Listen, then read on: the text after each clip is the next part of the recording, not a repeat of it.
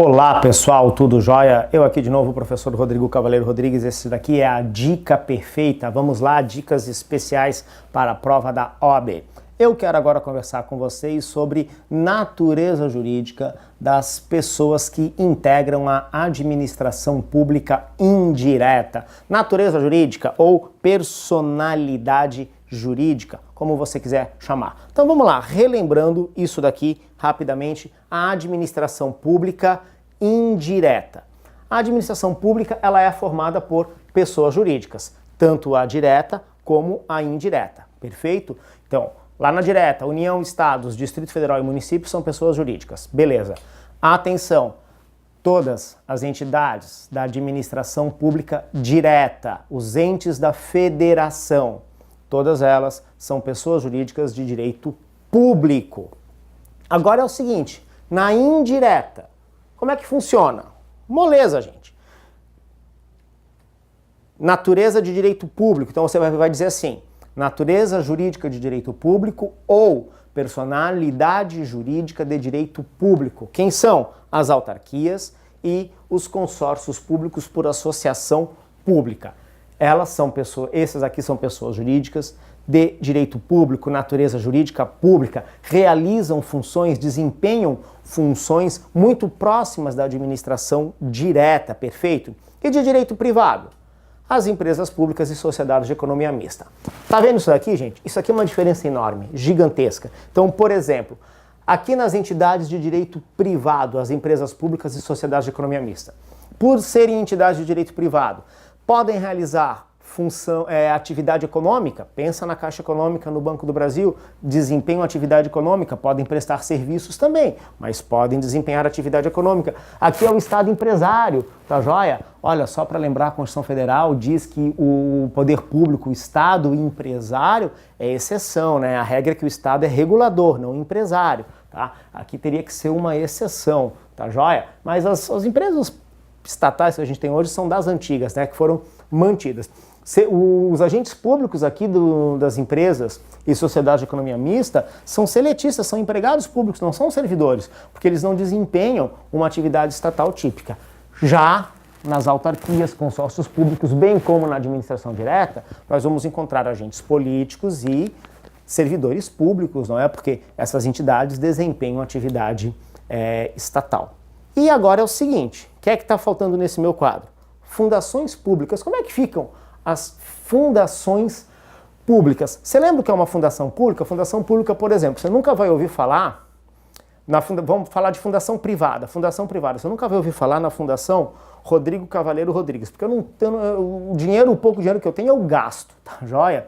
Mas para quem é muito rico, tipo Bill Gates, Xuxa Meneghel, Roberto Marinho, gente que tem dinheiro, não é? Você certamente já ouviu falar na Fundação Roberto Marinho, não é? O que é que fez o falecido Roberto Marinho? Pegou um pedaço do patrimônio dele e mandou criar uma fundação.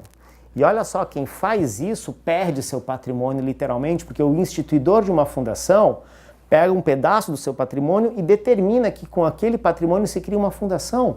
E daí o instituidor ele não usa essa fundação, não pode, né? Usar seria ilícito, né? Ele não pode sequer gerenciar essa fundação. Então criar uma fundação é um ato de disposição em que literalmente a pessoa perde dinheiro. As fundações públicas são nesse sentido, tá? A entidade pública, e daí uma autarquia pode criar uma fundação também, né? Pode criar uma fundação como? Destacando um pedaço do seu patrimônio para que se crie uma fundação. Daí a pergunta que se faz muito em provas, inclusive da OAB, tá joia? Qual é a natureza jurídica da fundação pública? Se você pegar o Decreto-Lei 200, vai dizer que ela é privada.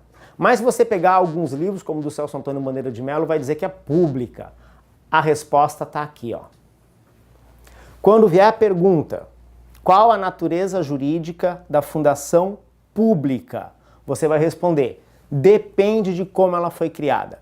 Se ela foi criada na forma da lei civil, como diz o Decreto-Lei 200, tá? Se ela foi criada na forma da lei civil, ela tem aqui, ó, natureza jurídica de direito privado, porque como é que se cria pela lei civil? Se pede autorização ao legislativo, daí vem uma lei autorizadora para que se crie uma fundação pública. Com a lei autorizadora se monta um estatuto e se registra o estatuto em cartório. Então se cria fundação pública da mesma forma que se cria fundação privada, é o que diz o Decreto-Lei 200, de acordo com a Lei Civil. Agora, se ao invés de utilizar esse procedimento, o poder público cria, o Congresso Nacional, a Assembleia Legislativa, que for o legislador, cria uma fundação diretamente pela lei, então ao invés de pedir autorização, cria diretamente pela lei, essa fundação só vai ser fundação de nome, porque ela vai acabar seguindo as regras de autarquia.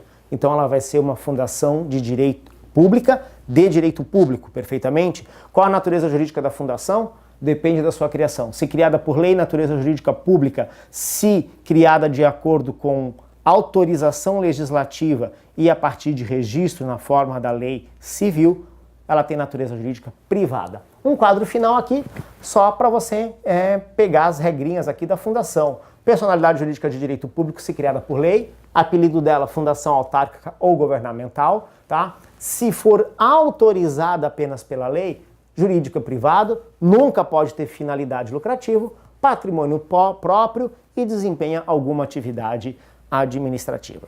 Beleza, gente? Isso daqui então sobre natureza, né? As dicas sobre natureza jurídica das entidades da administração pública indireta. Grande abraço. Até o nosso próximo encontro. Tchau, tchau.